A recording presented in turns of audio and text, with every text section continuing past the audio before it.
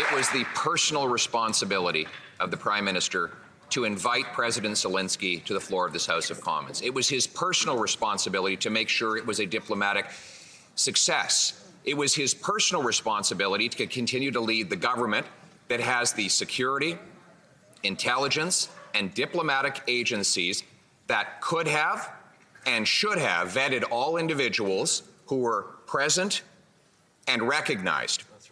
Yet this Prime Minister allowed for a monumental, unprecedented, and global shame to unfold in this chamber. Will he take personal responsibility for this shame and personally apologize on behalf of himself? The Right Honourable Prime Minister. Mr. Speaker, on behalf of all of us in this House, I would like to present unreserved apologies for what took place on Friday and to President Zelensky and the Ukrainian delegation for the position they were put in. For all of us who were present to have unknowingly recognized this individual was a terrible mistake and a violation of the memory of those who suffered grievously at the hands of the Nazi regime.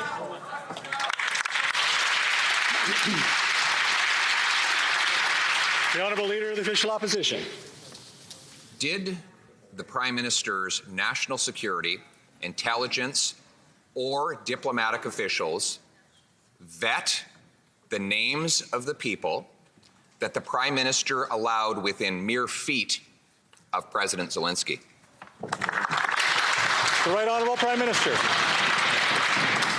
Mr. Speaker, the privilege and responsibilities and rights of parliamentarians are sacrosanct, and that the Leader of the Opposition would be suggesting that any visitor to this House should be vetted by the government of the day is actually a grievous attack on the rights and privileges of parliamentarians. However, if the Leader of the Opposition or the Speaker or anyone wants our intelligence agencies to vet any of their guests, we would be more than happy to do that in respect of parliamentary rights.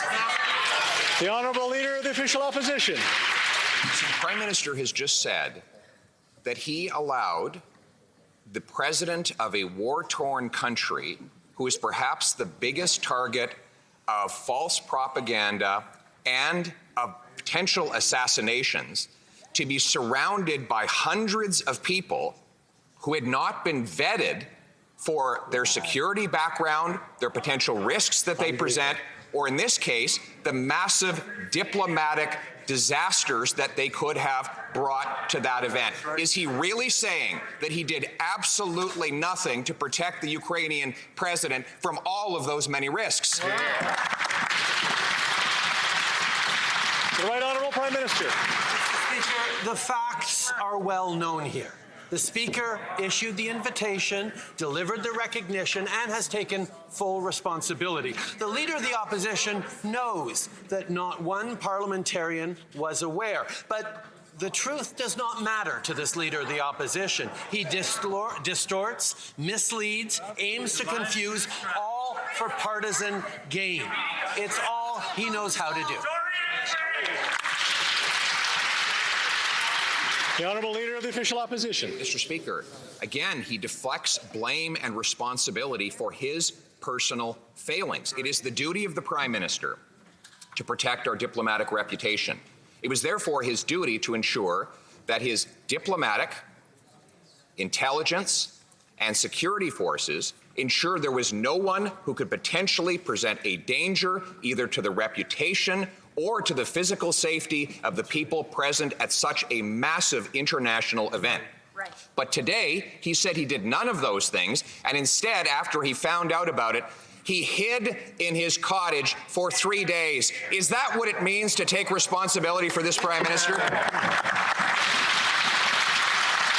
Right Honourable Prime Minister. Mr. Speaker, we all know how many years the Leader of the Opposition has served in this House, and we can surely remember all the times he has stood up to defend the honour, the rights, the privileges of parliamentarians. And yet now, in order to make partisan attacks, he is proposing that the government of the day have the ability to vet and oversee the rights of parliamentarians and indeed of the Speaker to include people in this House, to invite them into this House. I know that the Leader of the Opposition used to have more respect for Parliament than that, but he's busy making a partisan attack.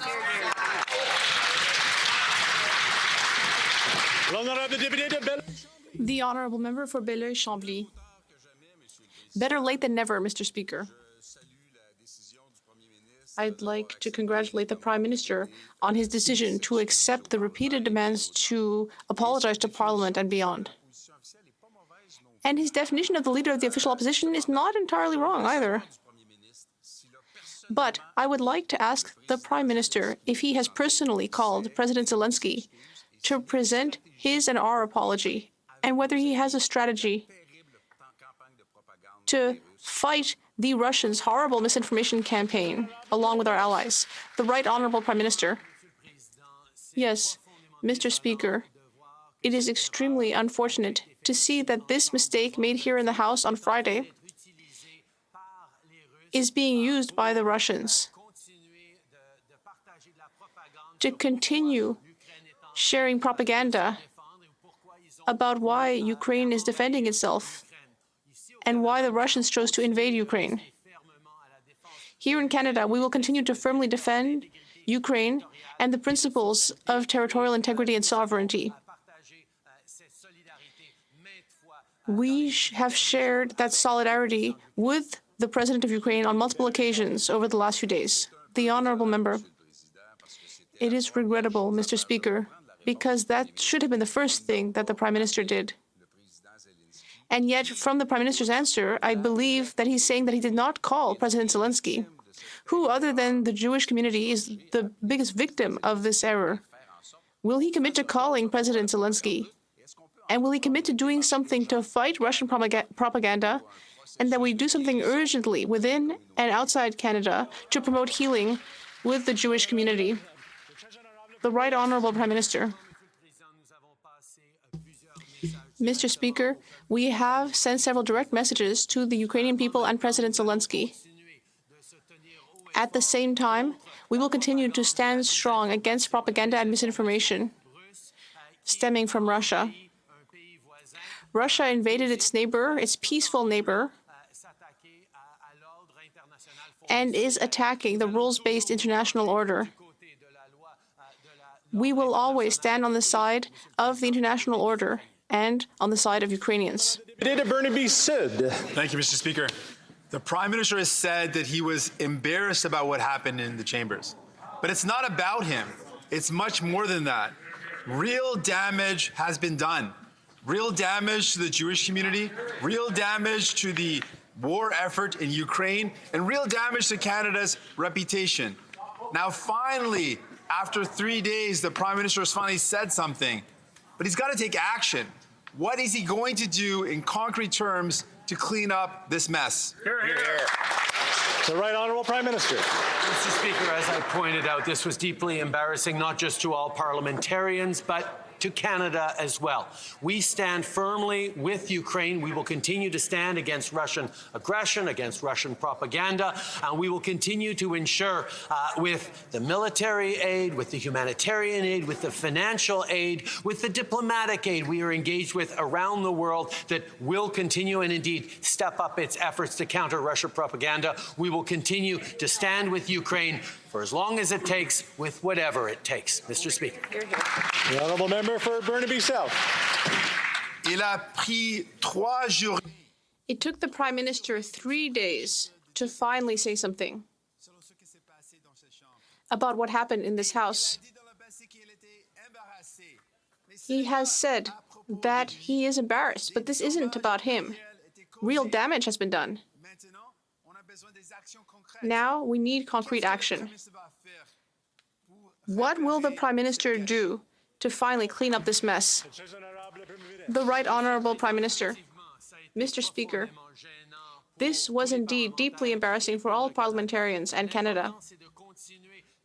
But we must continue to firmly stand with Ukraine. We must continue to fight Russian propaganda and its arrogance. And we must be firmly on the side of Ukraine.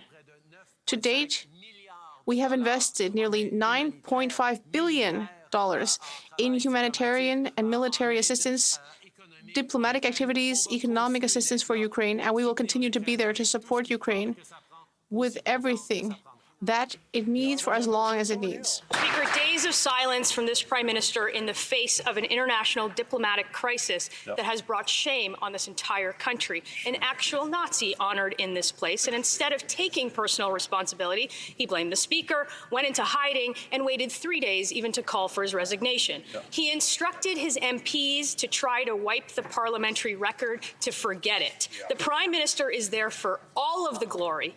And when he makes a mess, he's nowhere to be seen. And now he says no one was vetted. He owes Canadians to take personal responsibility. Will he stand up on his feet and just do it today? The Right Honourable Prime Minister. Mr. Speaker, the principle of independence of Parliament from the government of the day is well established, and the government is always there to work with opposition parties or with the Speaker if they have concerns or questions about any of the guests they choose to invite into this august chamber. We will continue to stand unequivocally with Ukraine, but we will also at the same time defend the rights and privileges of parliamentarians. The Honourable Member for Thornhill. Speaker, the Prime Minister has never been shy to use the Nazi label against his opponents, against Canadians. Right. But not being able to bring himself to take responsibility for an actual Nazi is something that Canadians will not forget. That's right. The Prime Minister could have prevented this. He should have prevented it, and he needs to fix it. The world knows that under this Prime Minister, a Nazi was honored in this place. The question is who speaks for Canada? And if it's not this Prime Minister, isn't it time for Canadians to have one who will?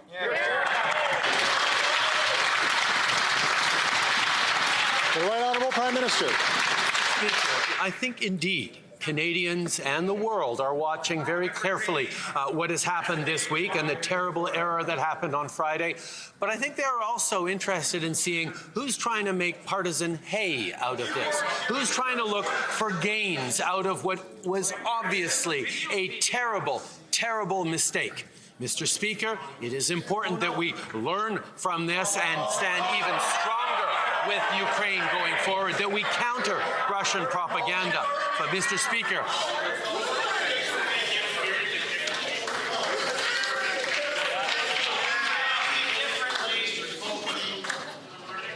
The Honourable Member for Charleswood, St. James, Assiniboia, Headingley. Community is horrified that Liberals allowed a Nazi to be honored on the floor of this House and is demanding an apology from the Prime Minister. He has embarrassed Canada on the international stage, caused a diplomatic disaster, and has handed the Kremlin a propaganda win. He has brought shame on this House and deeply offended the Jewish community. Will he stand in this House today, finally take personal responsibility, do the right thing, and personally apologize on behalf of himself? The Right Honourable Prime Minister. Speaker, it was incredibly upsetting that this happened. The outgoing Speaker took responsibility and resigned, as was the right thing to do. We recognize the deep pain this caused for Jewish communities and for all who were victims of Nazi atrocities and their descendants. An embarrassment for Parliament and for Canadians, and it reaffirms the need to keep promoting and investing in Holocaust education, something our government has and always will continue to support. The Honourable Member for Charleswood, St. James, Assiniboia, Headingley. Mr. Speaker, the buck stops with this Prime Minister. That is simply not good enough, not one bit. Not only did the Prime Minister bring shame on this House, on Monday he tried to bury this sordid affair with a motion to strike history from the record. Instead of learning from history, the Prime Minister wants to erase it. Conservatives said no. Again, he has brought shame on this House and deeply, deeply offended the Jewish community. They demand a personal apology. Will he stand in the House today and finally take personal responsibility and apologize to this community? The Right Honourable Prime Minister. important to note, Mr. Speaker, that all parliamentarians agreed unanimously yesterday that the tribute to this individual was withdrawn. That's what happened yesterday, Mr. Speaker. We do not want that to stand into the future. But we also know, Mr. Speaker, that we need to continue to stand every day with the people of Ukraine as they fight against this illegal invasion by Vladimir Putin, as they stand for the rules-based order and the principles of the UN Charter that protect the sovereignty and territorial integrity of us all. This government and this country will always stand unequivocally with Ukraine. The honourable member for Charlebourg-Saint-Charles. Mr. Speaker, for 3 days, these Liberal members, cabinet ministers, and the Prime Minister have all been blaming the former Speaker for being the only person responsible for what happened on Friday, the fact that a former Nazi received tribute from the House of Commons. But it's impossible that people at the Privy Council, that people at the RCMP, people at Global Affairs, and others did not manage to vet guests, especially the people invited by the Speaker. So will the Prime Minister personally apologize to Canadians and the international community who are shocked by what happened? The Right Honourable Prime Minister. Mr. Speaker, Conservative members know very well that the independence of the Speaker of the House is very important in our parliamentary system. And the government of the day does not have the right to consider or veto the guests chosen by other parties or even the Speaker of the House. It is very important that we continue to unequivocally stand for Ukraine, that we continue to strongly defend the international rule of law. We will always stand with Ukrainians against Russians. The honourable member for Charlebourg-Saint-Charles.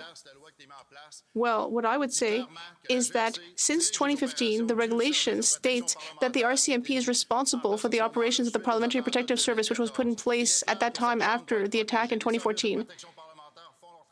This House needs to be protected. The PPS does its work supervised by the RCMP. So when a guest like the President of Ukraine comes to Canada, it's only appropriate that the government and the Prime Minister supervise the services to protect our guests. Will the Prime Minister personally apologize to Canadians? The Right Honourable Prime Minister. Mr. Speaker, we all recognize that it was a serious error on the part of the former Speaker of the House. And while we are considering who will be the next Speaker of this House, I know that we will all want to know how we will ensure that mistakes like this one will not happen again. The government will always be there to work with opposition parties and the Speaker's office in order to do background checks for those who visit the House, but it's not up to the government to violate the fundamental rights of members. The honourable member for Belleuil-Chambly. Mr. Speaker, in 2020, a teacher was killed in the south of France, and it took far too long for the Prime Minister to call President Macron. Is the same thing going to happen again, or will the Prime Minister call President Zelensky? I will allow myself on behalf of Quebecers, and I think I can do this. I can apologize on behalf of Quebecers to President Zelensky, offer our cooperation, and I hope that my message will be transmitted to President Zelensky as of today. The Right Honourable Prime Minister. Mr. Speaker, several days ago, we sent our apologies to President Zelensky and the Ukrainian people through diplomatic channels, and we will continue to work closely with the government of Ukraine to defend its territorial integrity and sovereignty against Russia's cruel invasion and the violations of international law that this invasion of Ukraine represents. We will stand with Ukraine, and that is my message to President Zelensky, and is the one that I send him regularly when we speak. The honourable member for Belleuil-Chambly.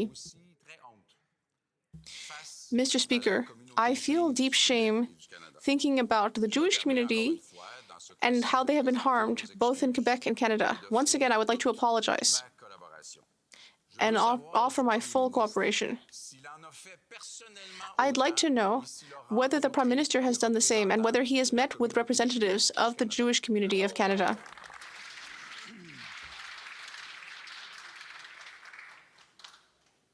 Just making sure no one's recording in the gallery there, just texting. Okay, awesome. Le très honorable Premier Ministre. The Right Honourable Prime Minister.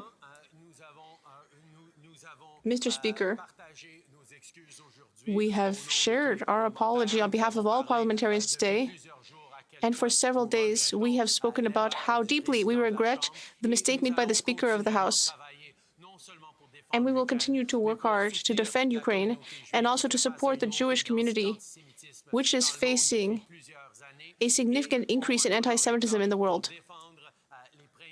We will always be there to defend the principles of the rule of law and openness to others.